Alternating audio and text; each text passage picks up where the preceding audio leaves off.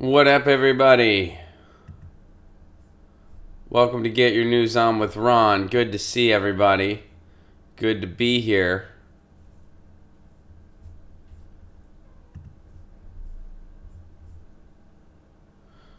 Oh, man. I'm a little early. How often does this happen for me? How often does this happen where I'm actually early? Not very. The answer is not very.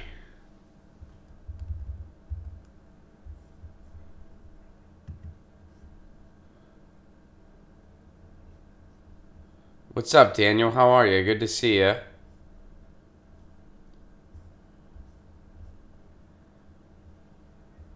Stream health is looking a little... Alright. I think it's okay.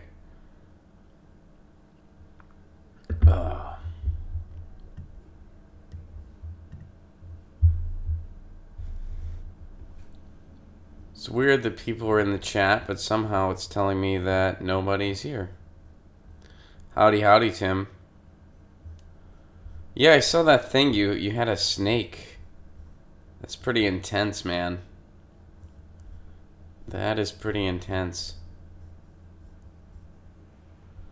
Still feeling down? No, not really. I mean, I'm still congested a little bit. Once I'm back to full strength, we'll bring the theme song back, I promise.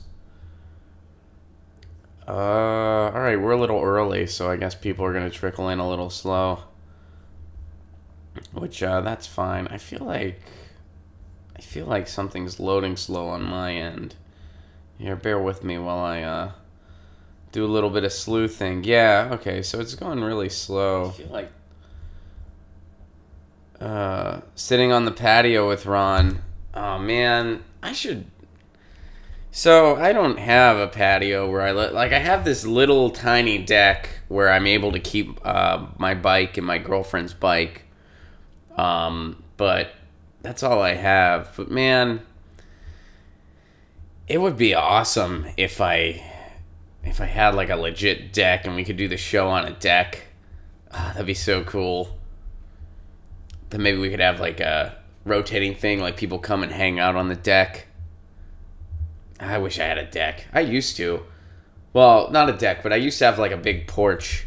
I don't anymore. What's up, Edwin? What's up, Jordan? What's up, Redneck Economics? What's up, Broken Carpenter? What's up, Ken? Good to see everybody. Oh, we're at 30. So the show has officially begun. Welcome to Get Your News On with Ron. Pardon me for not playing the theme song, but I'm still congested. And, you know, I don't have a great singing voice as it is. So when I'm congested, my singing voice is really out there. So no theme song today. But it's passing, guys. I get better. I get better with each passing day. I mean, it's nothing major. Just a little bit of sinus congestion, you know. But it's passing. I always get messed up with the turn of the season. I don't know if any of you guys are like that. But I always... Whenever the season turns, and here in California, we had a little bit of a cold spell, and then it broke, and it got warm again. And so that just threw me off. That just threw off my sinuses. It just took my sinuses and was like, boom. Move out of LA. It's great for health. On the contrary, I find the California weather the best weather I've ever had as far as living in a place. Because whenever I lived in a place with winter, I mean, it would just kick the shit out of me when it would get really cold.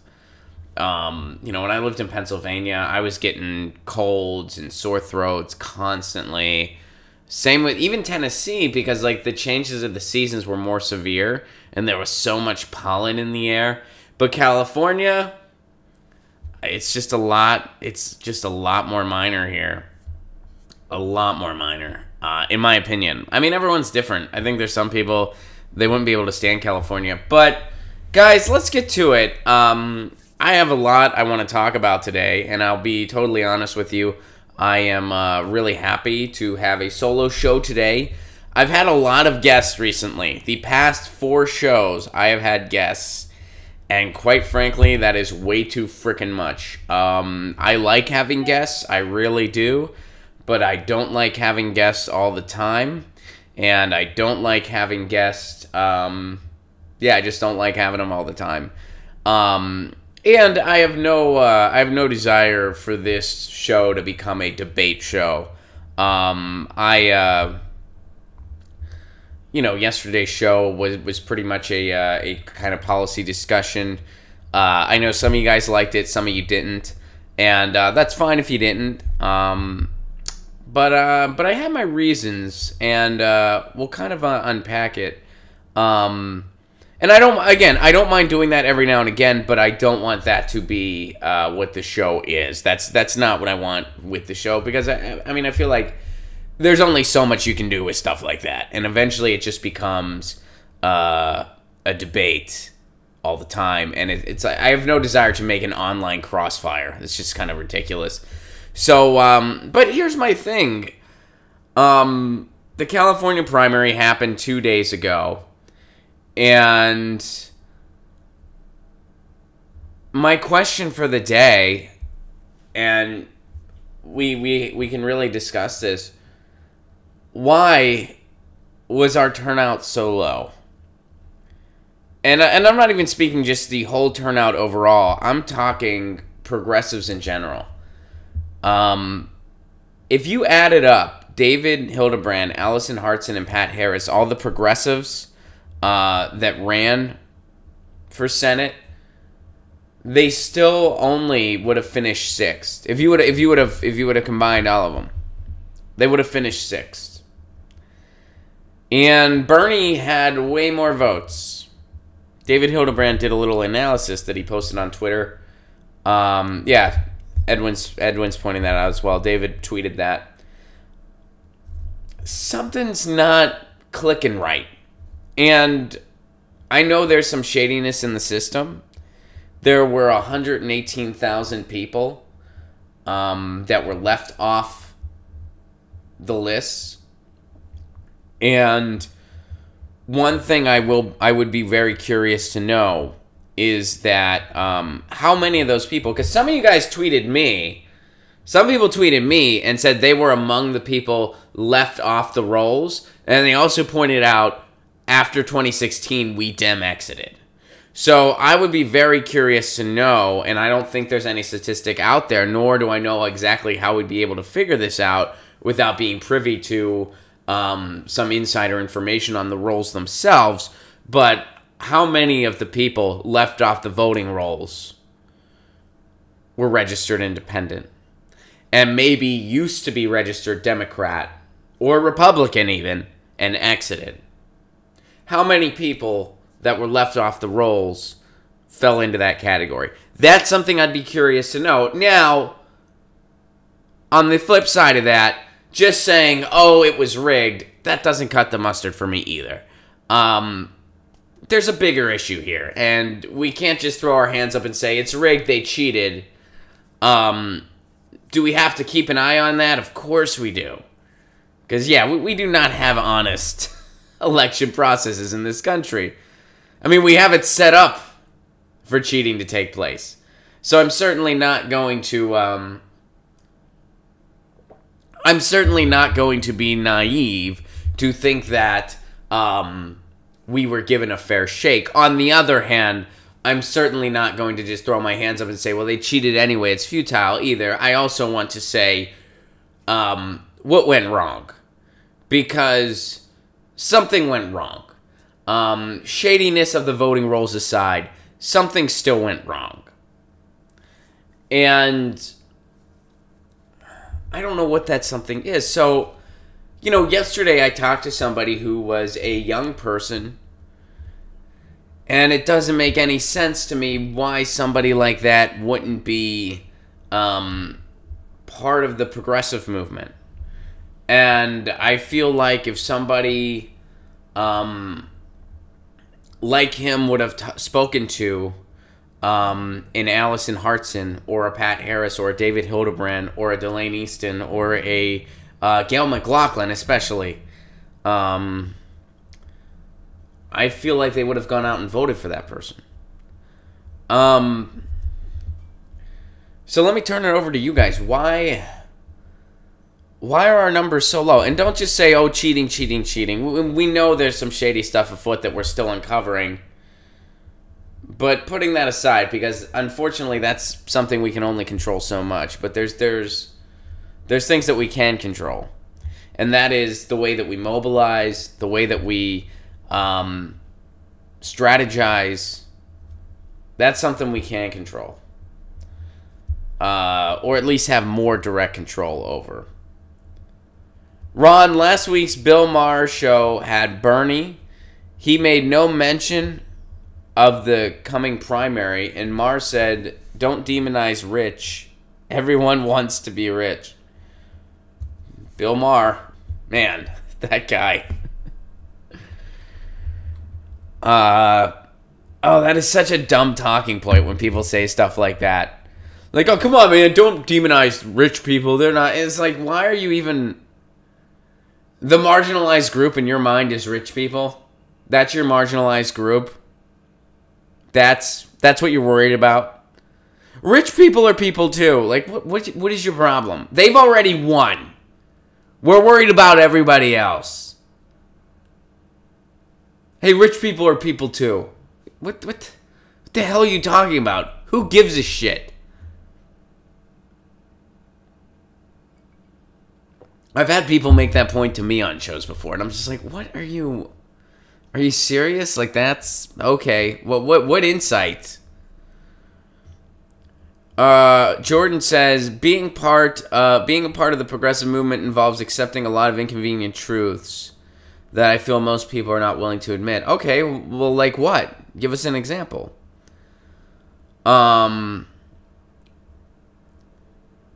It is easy, Ron. People have lost their faith. I don't think faith has anything to do with this. I only believe in one thing. I know faith and belief aren't necessarily the same thing, but they, there's a lot of crossover, right? I only believe in one thing, and that's love. Love's the only thing I believe in. Period. And I can discuss that with. I don't want to really get into that. I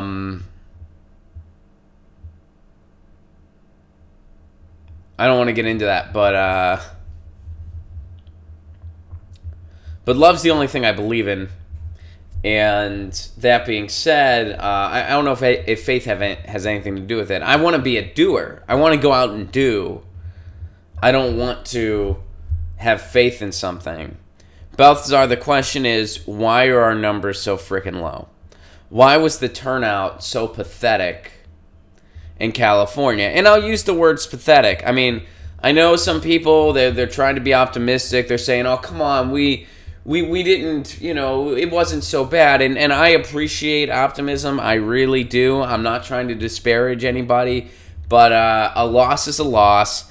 And I don't want to tie it up and put a bow on it. I have no interest in doing that. So if people lost faith in voting and that's all there is to it, why did so many people show up for Bernie? Why did so many people vote then?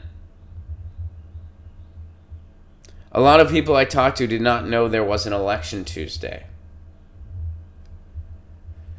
Okay, well, how do we change that? It's good to be optimistic, but we need to be realistic. We got crushed, absolutely. People will die before they admit Obama was a bad president. Also, no one will admit America is an empire. Hating Trump is enough for people to feel good about themselves. That's true. That's true.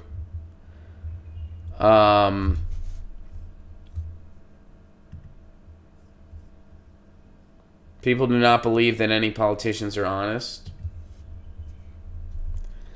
Okay, so help elect new ones. If you don't believe any politicians are honest, help elect new people that are entering the system to try to make it better. And if you're going to say, well, they're not honest either, well, then run. Run yourself. Dems have not and will not change. Yeah, we know. Absolutely. I still have no clue why we don't vote on weekends and make election day state and federal holidays. I agree.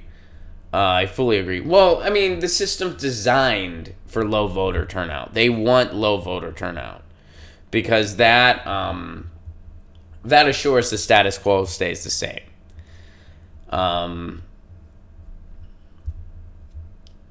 People in California didn't absentee mail-in ballots or election booklets. Why even have a primary if you're not going to debate and give people an actual choice? The Dem Party should just be honest and tell the American people the party bosses are going to choose the nominee. I get that, but we need to etch-a-sketch this BS. One reason the Justice Democrats did poorly is because, Pacific Coast Coalition.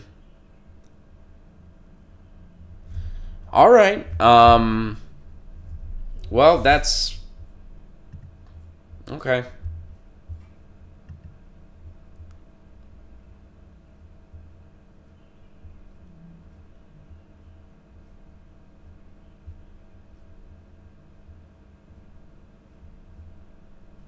Cool, let's go to articles. So I'm assuming... Well...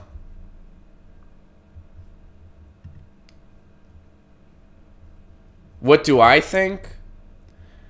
I think we didn't have a very good ground... Well... Here, let me work on this.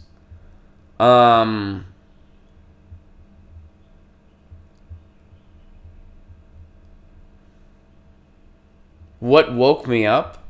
You have to be more specific with that question. What do you mean, what woke me up? Do you mean today? Because the answer is coffee. The cheating was worse than your factoring? I would say we don't really know yet. Zero name recognition.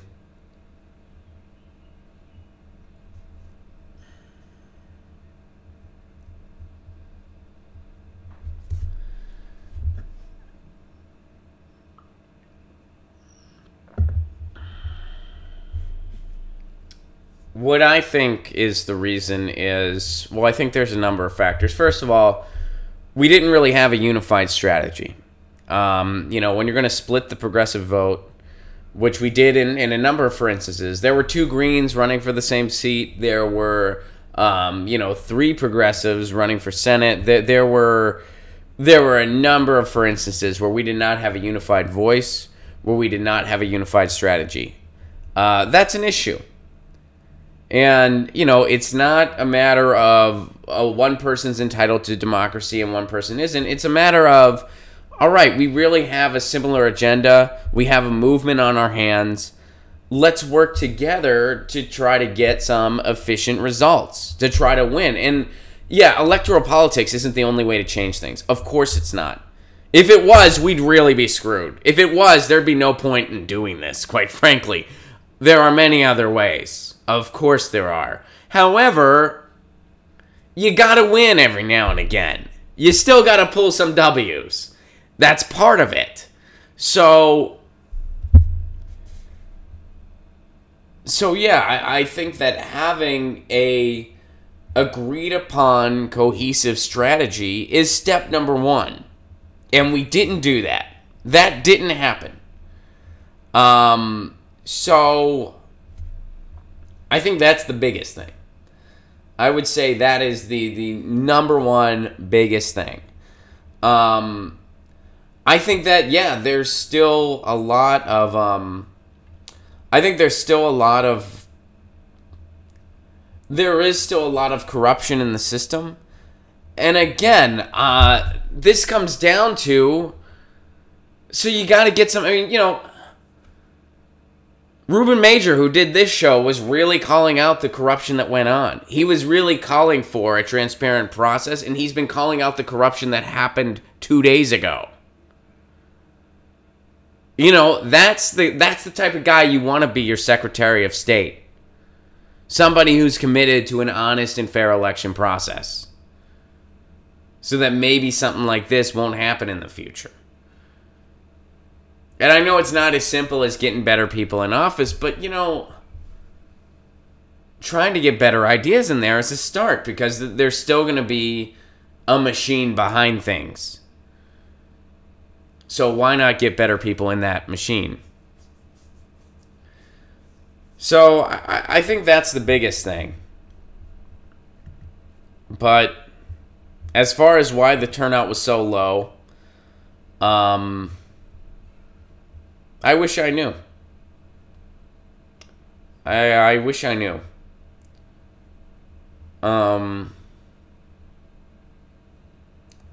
I think part of it is,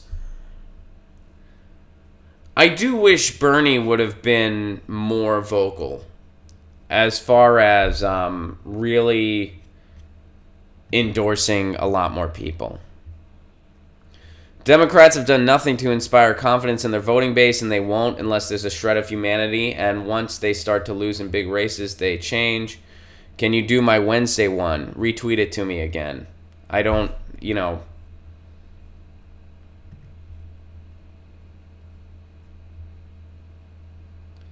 All right, let's get into some of the articles.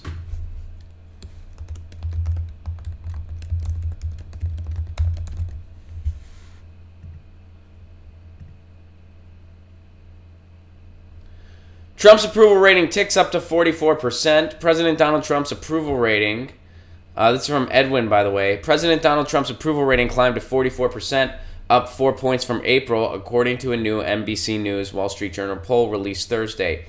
Trump's 44% approval rating matches those of former presidents Barack Obama and Ronald Reagan in June of 2010 and 1982, respectively. Okay? These were midterm years in which their party suffered significant electoral defeats in the House. So among those polled, 60% said they are satisfied with the economy. 44% said Trump deserves credit. But despite the credit that many of those polled said, the president deserves... All right, that recognition in nice period. Okay, so midterms. Respondents were similarly critical of Nancy Pelosi. So why is he... All right, so I don't accept that it's just because it's a midterm year he sees an uptick. I know that's part of it. Typically in a midterm year, the president gets a little popular, but then, the House and or the Senate kind of gets flipped. That's typical of a midterm year. But I feel like there's got to be more to it as to why he... All right, so here we go. Let's look into a little more of this. 53% said they would be more likely to support a candidate who does not support Trump's positions more than 90% of the time, while just 31% said they would be less likely to do so. Respondents were similarly critical on House Minority Leader Nancy Pelosi, the likely Speaker of the House if Democrats were to retake the majority. 45% of those polled said they would be less likely to support a candidate who would support Pelosi, while just 21% said they would support a candidate who backed Pelosi. The NBC News Wall Street Journal poll was conducted from June 1st to June 4th. So why this uptick in Trump's popularity? I mean, why... And I mean, I have my instinct gut reaction, and that is that nobody in the corporate media especially is hammering him on his actual policy ideas. They're just talking about Russiagate 24/7, which inspires his base. That gets his base angry, so that actually helps him. We've been talking about that for months now, probably over a year. So I think there's that part of it, and the fact that it's that there's primaries going on, so people are more excited about that as well. But I'm not sure if there's anything specific that can point to an explanation for his uptick in popularity. Maybe it is nothing more than just sort of a typical cycle.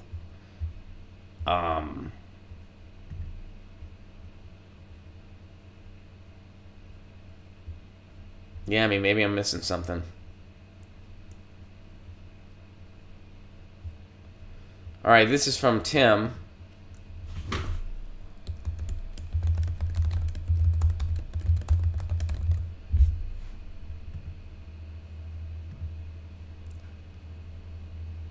While our police kill thousands, Congress works to protect the police. Of course they do. This is by Lee Camp. As you read this, an American police officer will kill someone, or at least statistically speaking, it's likely that in the next few hours, an American police officer will extinguish the life of a fellow American, and it's almost certain that that person will not need to die. Alright, so now the world's police almost all have guns, and this problem has become exponentially worse in America. Okay. So...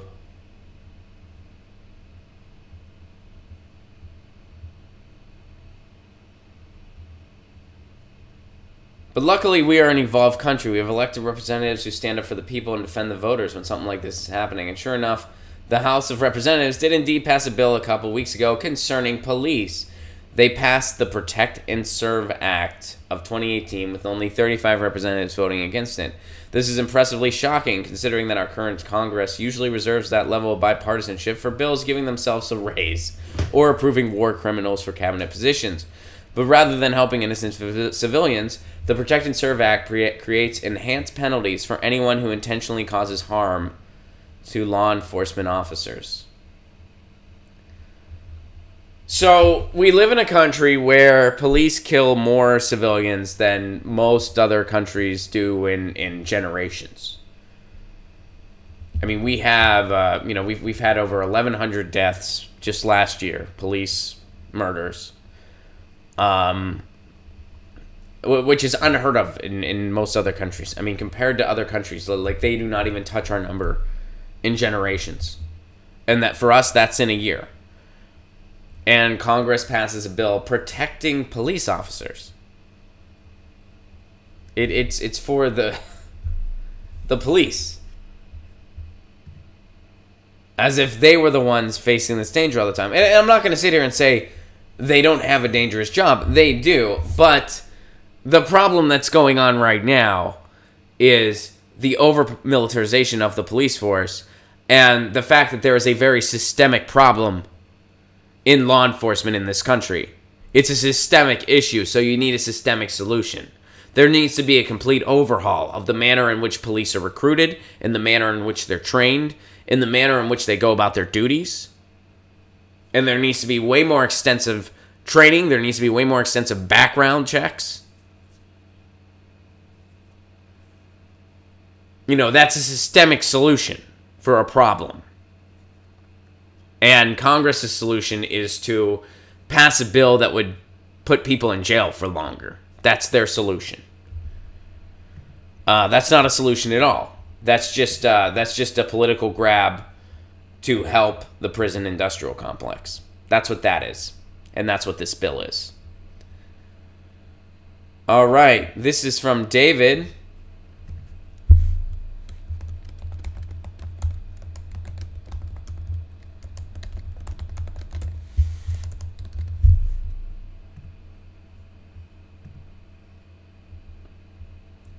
This is from Fair. With literal Nazis running for office, NYT, New York Times, suggests candidates' Israel criticism is anti-Semitic.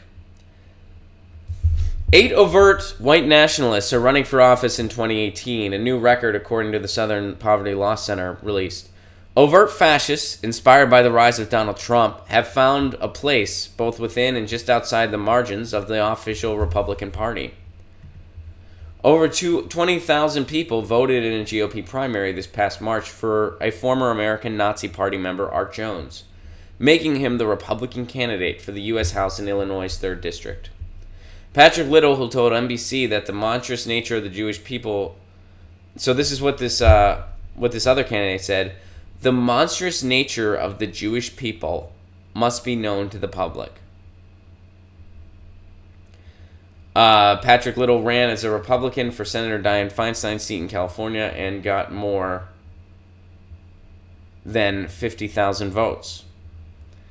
With the increase on the U.S. right in overt Nazi activity, one might be surprised to see the paper of record, New York Times, turned its sights not on this disturbing trend, but on progressive candidate Leslie Cockburn, whose criticism of Israel is being cynically exploited by her opponents in the Republican Party. Here's the headline they're referring to. Democratic candidate who criticized Israel faces charges of anti-Semitism. So, when you have actual Nazis running for office, which we have right now in 2018. In 2018, United States, we have real Nazis running for office. Instead of focusing on that, they're focusing on progressives that want a peaceful resolution to what's going on in Israel-Palestine. And if you criticize the military action of Israel's right-wing government, that is, quote, anti-Semitic. Which, does that make any sense whatsoever? No, it does not. It does not. That's the most ridiculous thing. And the fact that we somehow can't get over that hurdle blows my freaking mind. It makes zero sense to me. Like, hey, I'm critical of what Israel is doing. I'm critical of what their government is doing because they have the power in this situation. And they're shooting nurses that are in a field. And they're shooting journalists. And these are snipers targeting these people. This is wrong. There are peace activists in Israel that are also opposed to what their government is doing. That's a thing. So you're not pro-Israel or anti-Israel or pro-Palestine or you're pro-human beings and you're pro-peace. And it just makes zero sense. If somebody is opposed to America's militarism, which I'm opposed to what our government does. I am opposed to it. I am against it. Does that make me anti-American? Does that make anybody else around the world who opposes what America's government is doing anti-American? Do they hate everybody in America? And this is what the New York Times focuses on, instead of the fact that there are real Nazis. Nazis running for office.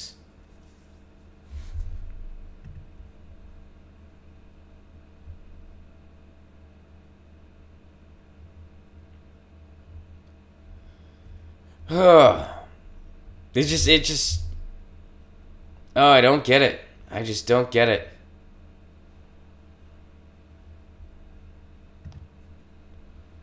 Thanks for sharing that, David, and that's a really good assessment from Fair. I gave that a Get Your News On with Ron retweet.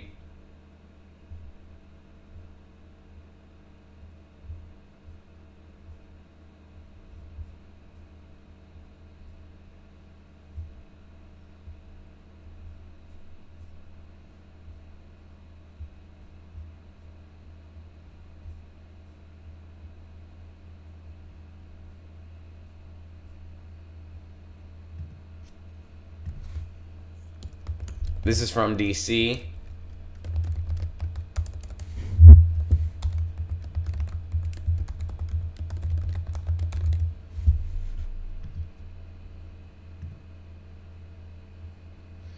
With Trump support, states could act to end nationwide cannabis prohibition. Okay. A bipartisan group of senators and representatives introduced a historic bill this morning that could change the cannabis legalization landscape across the United States. In a move that's been anticipated for weeks, Senator Cory Gardner and Senator Elizabeth Warren, along with Representative David Joyce, a Republican out of Ohio, and Earl Blumenauer, introduced the Strengthening the 10th Amendment and Trusting States Act, which is States Act, this morning on Capitol Hill. The measure would exempt state legal marijuana from the Controlled Substances Act, allowing every state to legalize and regulate cannabis or keep it illegal as they see fit. In a joint press conference, Senator Gardner emphasized the act would not mandate full nationwide legalization. Rather, it would allow each state to legalize or prohibit cannabis on its own. If a state chooses to do nothing, cannabis would remain federally illegal within the state's borders. But in states that legalize, federal prohibitions would not apply. So basically, it keeps you safer in your state. That's my interpretation here. Unless I'm missing something, this would This doesn't change a whole hell of a lot, but this would keep you safer in your state.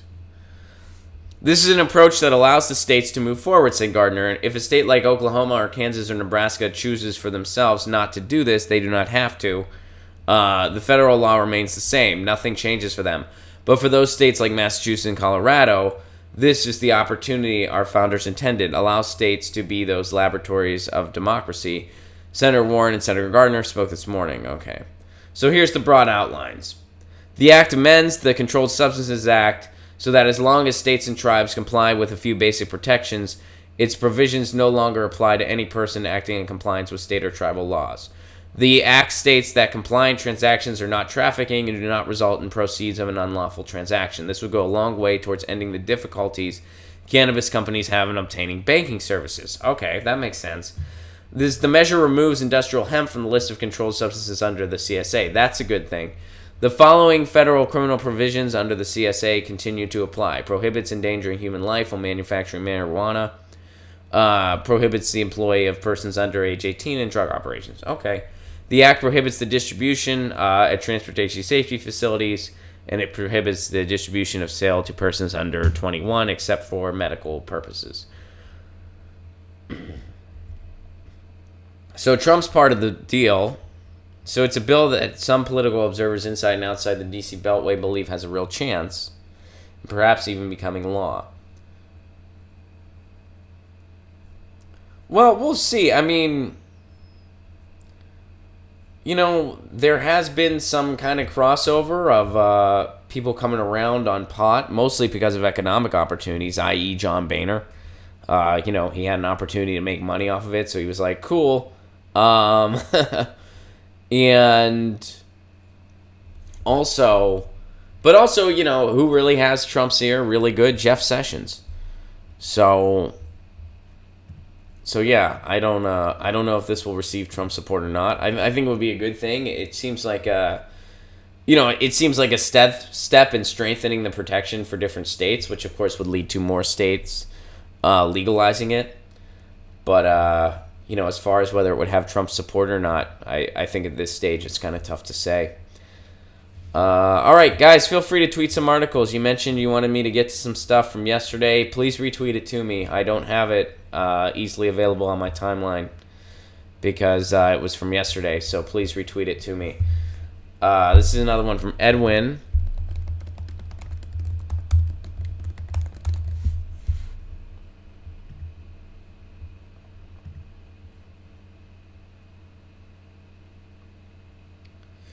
Seen as undermining a bold agenda, progressive rip Dem leaders embrace of absurd pay-go rule. Okay.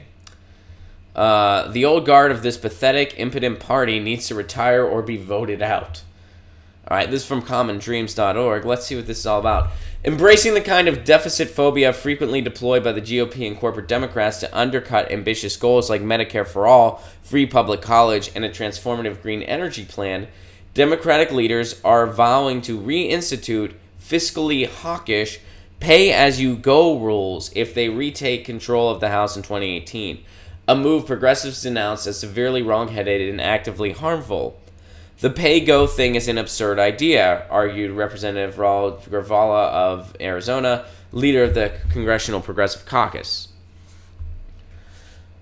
Putting the matter more bluntly in an analysis on Wednesday, Splinter's Paul Blest artfully argued Democratic leaders' embrace of the pay-go rule, which would require all spending that adds to the deficit to be offset by program cuts or tax hikes. Yeah, that was what Bush was talking about at one point. That was what Trump was doing at one point.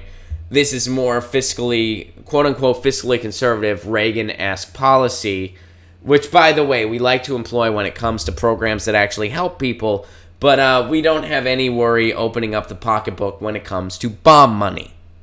That's what we do here in the United States. The United States is like that really bad roommate that never has rent money, that never has utility money, that never has any money to contribute to the household. But they always have the best pot. They always have the money to buy the best pot. Substitute pot for bombs and war, and you have the United States. We always have bomb money. We always have drone money. We always have endless war money. Money for free college? No, we can't do that. Money for infrastructure? No. Money for sustainable energy? Nope, nope, nope, nope. That would mess with the war budget. What about money for healthcare? No. Pie in the sky. You want a pony. You want instant abs. And now Democrats are getting behind this. They want to have a pay-as-you-go model. Why? So that makes it easier for them to stab bills in the back like Medicare for all, like tuition-free college. And that's why, whether you like it or not, we need somebody on the inside like a Bernie Sanders who proposes these bills and forces the Democrats' hands and shooting it down and proving more that the Democrats' first priority is stopping progressive policies from happening. Their second priority is making sure the donors are 100% happy. Their third priority is maybe beating a Republican with no ideas. Because this idea, by the way, this isn't a Democrat idea. It's a Republican idea. So the Democrats just adopt lighter Republican ideas. The Republicans adopt even worse ideas. And those are your choices. And you're supposed to pick between that. And be thankful for the opportunity. That's what you're supposed to do.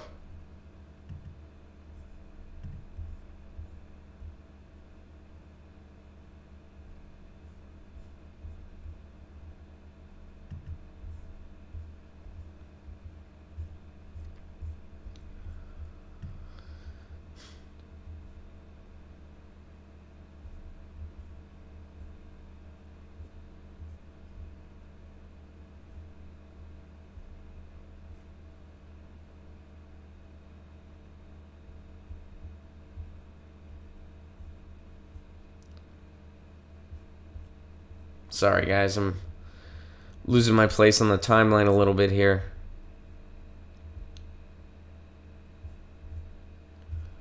Alright, this is from Jordan.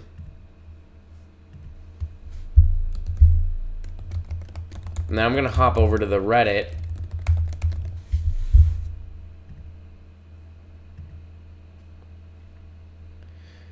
Here's what happened to the officers involved in the arrest of Milwaukee Bucks player Sterling Brown.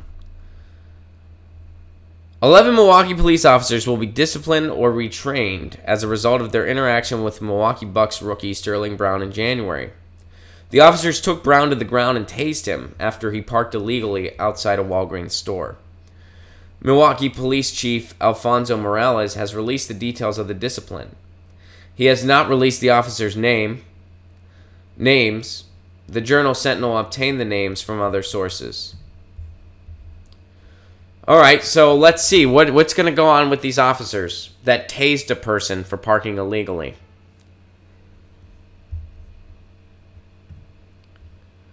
And as sad as it is, I think we all know the glaring reality. I think we all know the painful truth that the only reason they're facing any kind of consequences whatsoever is because they mess with somebody that is a public figure.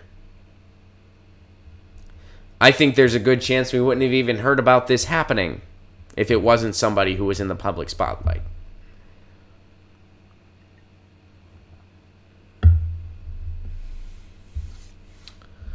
Alright, so let's look at this and get mad, because that's what's going to happen. Sergeant Sean A. Mankey, I'm not sure, it's M-A-H-N-K-E. Mankey, whatever. Who gives a shit?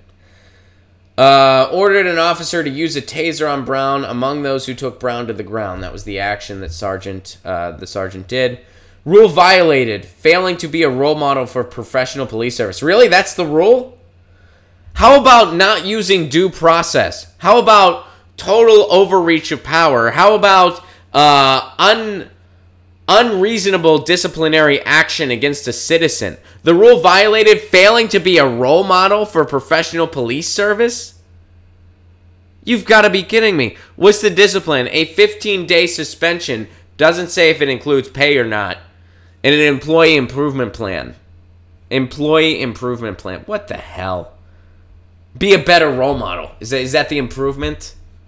What a joke. Sergeant Jeffrey Kruger. Action. Grab Brown. sure he did more than grab him. I'm sure he threw him to the ground. But okay, grab Brown.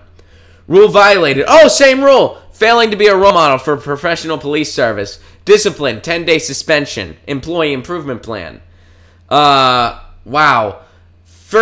Alright, so Officer Joseph Graham, this was the first person to confront Brown, call for backup, escalating the situation. Rule violated. Failing to treat a member of the public with courtesy and professionalism. How about unnecessary force? Discipline, 2-day suspension. Oh, I like this. Whenever you fail to be a role model for your other police officers, you get a bigger suspension. But if you're just totally inappropriate to a civilian, that's just 2 days. That's no biggie. 2 days, slap on the wrist. Don't be totally unnecessarily cruel and brutal to civilians, or you might get another 2-day suspension. Probably with pay. This article doesn't say if it's with pay or not, but I bet you it's with pay. Oh, here we go. Here's the person that used the taser. Officer Bojan Smartzik. And I'm probably butchering the pronunciation of some of these names. And so be it. Their action, they used a taser on Brown after the Mankey guy ordered him to do so. Retraining. Review of the police department's policy on cooperating with citizens. Alright, and 7 additional officers will be required to review the police department's policy on cooperating with citizens. That's their punishment. They have to review a policy. That's their punishment. They review a policy. So a couple people got some suspensions. The rest just have to review a policy that they probably never read in the frickin' first place. What a joke. And now when we say there's a systemic problem in our law enforcement, do you know what we mean? Do you know what people mean when they say that now? The fact that this is discipline. Every one of those officers should be required to go through a complete retraining program. Well, actually, they should all be fired. And for some of the people that didn't make the command decisions and were following orders, I understand if you're faced with the, hey, I'm getting this order from above, what do I do? So those people, the people giving the orders, they're fired, point blank. They're done. The people that were following orders, they should be taken out of the system, put back in it through a training program that's actually worth the salt, through a test that's actually worth the salt. And I'm not saying assault like assault. I'm saying assault like worth a damn, basically. Not best choice of words. But I think you guys know what I meant. And if they pass, then they're put on probation for a while and eventually let back into the force. If they don't, they're done.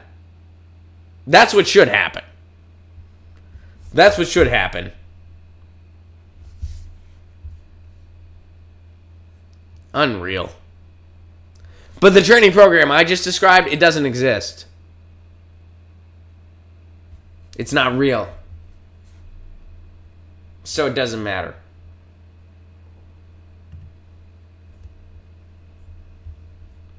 So, wow, I mean, if anyone thought, oh boy, something happened, these people face some consequences.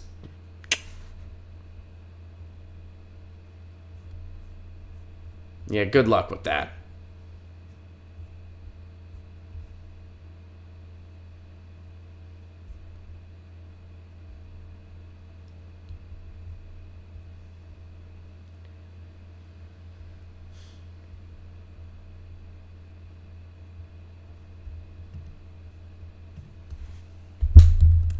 Alright, here's one from Seawalk.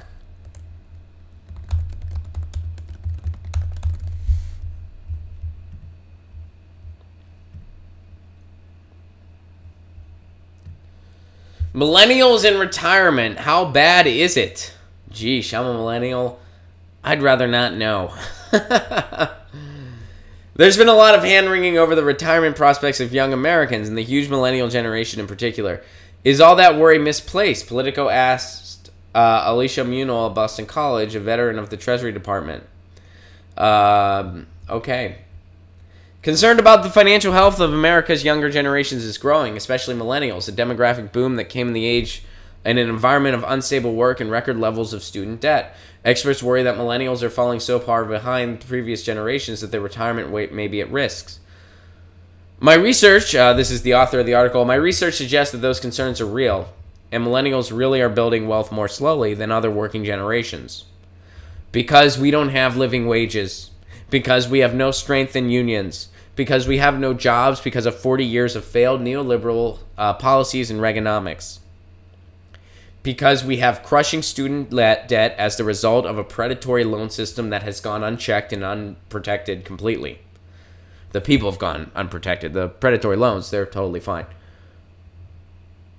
One reason is that millennials entered the labor markets during tough times. Well, that's really tying it up and putting a bow on it, but okay.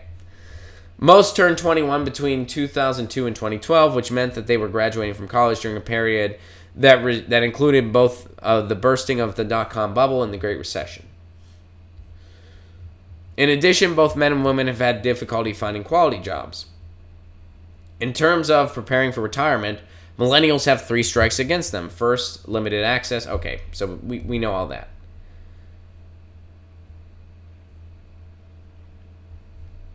So, is there anything... Okay. Millennials' lack of wealth in their 30s relative to earlier cohorts should be a source of great concern, given that they will live longer than previous cohorts and will face higher healthcare costs.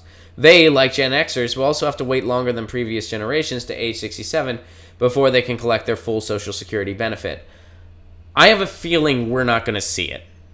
I might be wrong. I'm 33 years old. If somebody was like, Ron, $20, do you think we'll see a dime of Social Security? I would bet no. I have a feel with the direction this country is going, I have a feeling they're going to get it, and they're going to get all of it. And I have a feeling my generation's not going to see a penny.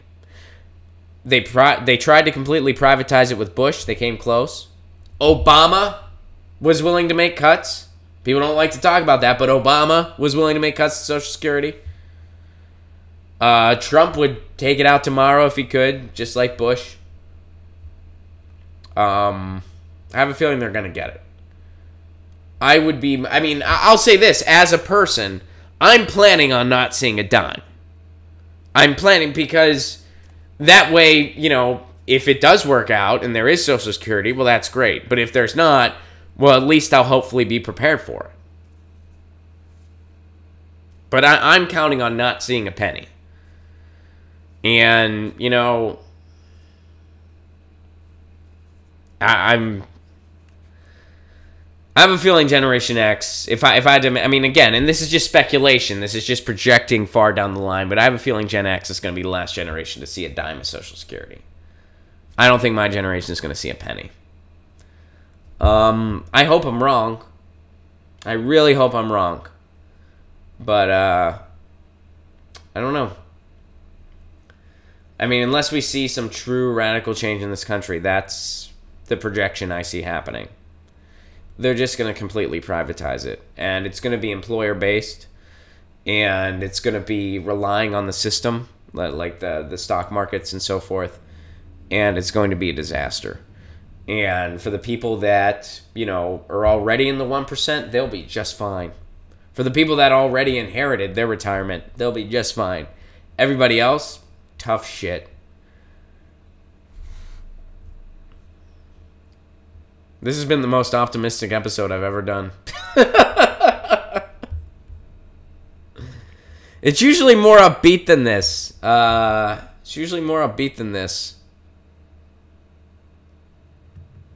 But, however, alright, so this is the end of this article here. However, the good news for millennials is that retirement is still a long way off. Optimism, folks. You're still only so many years old.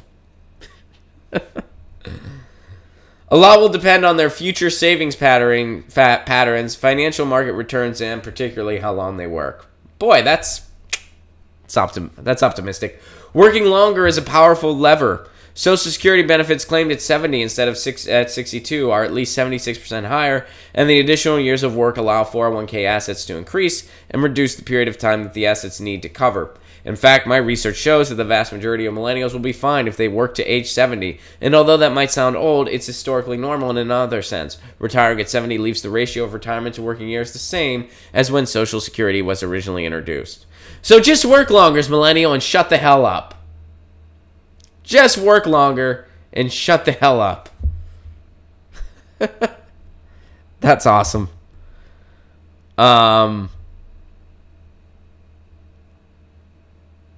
Yeah.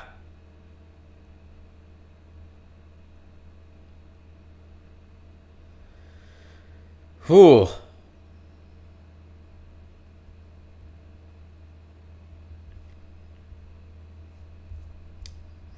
Just work longer. Now, if you work till 70, you might be okay. That's this article summed up. Hey, millennials, there's no jobs. You're really screwed. And, yeah, you were inherited a really big shit sandwich here. But if you work till 70, things might be okay. Sleep tight. If you work till 70, you know...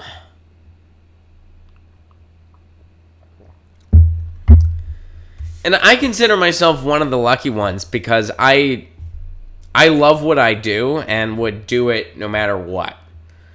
So the fact that I'm able to make a living doing what I get to do for a living is just, you know, I'm incredibly humbled by it, and I'm incredibly gracious, and I'm incredibly thankful for it. Because, you know, if I had all the money I needed, I wouldn't change my life very much. I'd make some changes, but I would still do comedy because I love it. You know, I mean, it's enriching. It's, you know, it's what I love to do. So I'd still do it, and I'd still want to put out content into the world, and I'd still want to, you know, whatever. And, you know, I'm not trying to, I'm incredibly humbled and thankful that I get to do that. So in a way, I just appreciate the fact that it's like, well, at least I love what I'm doing. But, man, for people that are just kind of working, and I know most people that's the case, like, how uplifting is that? Well, you're just going to work until you're 70 and you might be okay.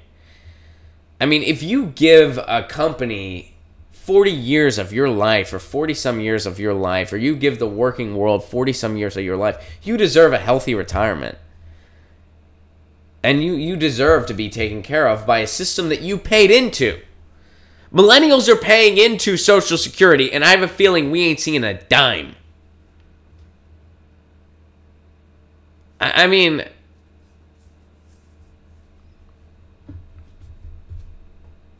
I don't know. I hope I'm wrong. I really hope I'm wrong. But given the trend of things, how is it realistic to think that we'll see a dime of Social Security? How is it realistic to think we'll see a UBI, even though we need it? Because the jobs are just straight up going away. I mean, they're already replacing us with robots. So we need a UBI to kind of survive in a system like that. God, somebody send me some good freaking news. Holy shit. This has been the most depressing... The stream's usually not like this.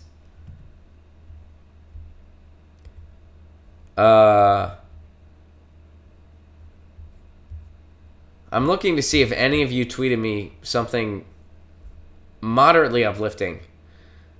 And nobody did. And that's not your fault, because if I had to go and search on my own, I wouldn't be able to. I'm just trying to end on a high note. Look, all right. So I'll say this. I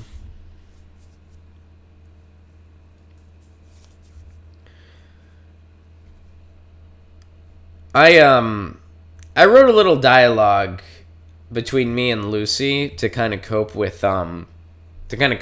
the election results. And sometimes, like, what I do is, like, well, you know, she talks to me, of course, it's all valid, but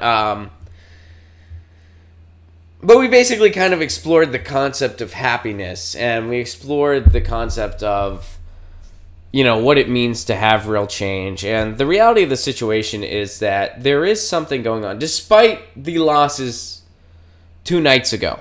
And the losses were big. I'm not going to tie it up and put a bow on it, like I told you guys. It was a loss. A loss is a loss is a loss. But despite that, there's still something going on that's bigger than this stream, that's bigger than me, that's bigger than you, that's bigger than any one person or any one state or any one election. And, a lot of historians and stuff like that, they compare us to the labor movements that came as a result of the Great Depression. And those movements saw a lot of victories. They brought us our FDR. They brought us all the social programs that have bettered this country that we really hope to continue. And honestly, there was a point in time where they almost got us universal health care. So it's up to us to recreate that. And I know that we can. There's going to be some losses along the way, but I know that we can. If I didn't think that, I wouldn't do this. I would just, go do something else. But I totally think that we can. When I travel around the country and meet all kinds of cool, like-minded people, when I go to events, when I see how motivated and inspired people are, and I meet people that would be so amazing as elected leaders. When I see some success stories, and that's the thing, even though we suffered ridiculous losses on Tuesday, there are still small victories every day. Every single day, there's small victories. So, I have every reason to feel confident that those are going to lead to big ones. And, let's learn from our mistakes, regroup, and come back stronger. I know that we can. And you guys showing up every morning really helps me not give up on that idea. Because, you guys showing up, proves to me that there's people that they want to get their news on with like-minded folks, and they want to stay engaged, and that's huge. So thank you for being part of this once again. Means a lot. And I don't know. I hope that was a dose of optimism to end the show. You guys know the drill. June 20th through 24th, Graham Elwood and I are coming to the Southeast. We're going to Nashville, Huntsville, Asheville, Louisville, Atlanta. You can get tickets at romplacone.com. Tickets are available there. Also, Pittsburgh, November 23rd. I'm coming back to my hometown. I'll be performing in Pittsburgh. Tickets for that also available at romplacone.com. And, if you're able to, patreon.com/romplacone. Help me expand this show. Help me expand to 2 hours. Help me grow this thing. Patreon.com/romplacone. Pay what you can level, and you get all kinds of cool perks, exclusive content, and free show tickets if I'm coming to your town. I love you all very much. Thank you for being here with me. Thank you for your articles. I will see you tomorrow at 10 a.m. Pacific Standard Time.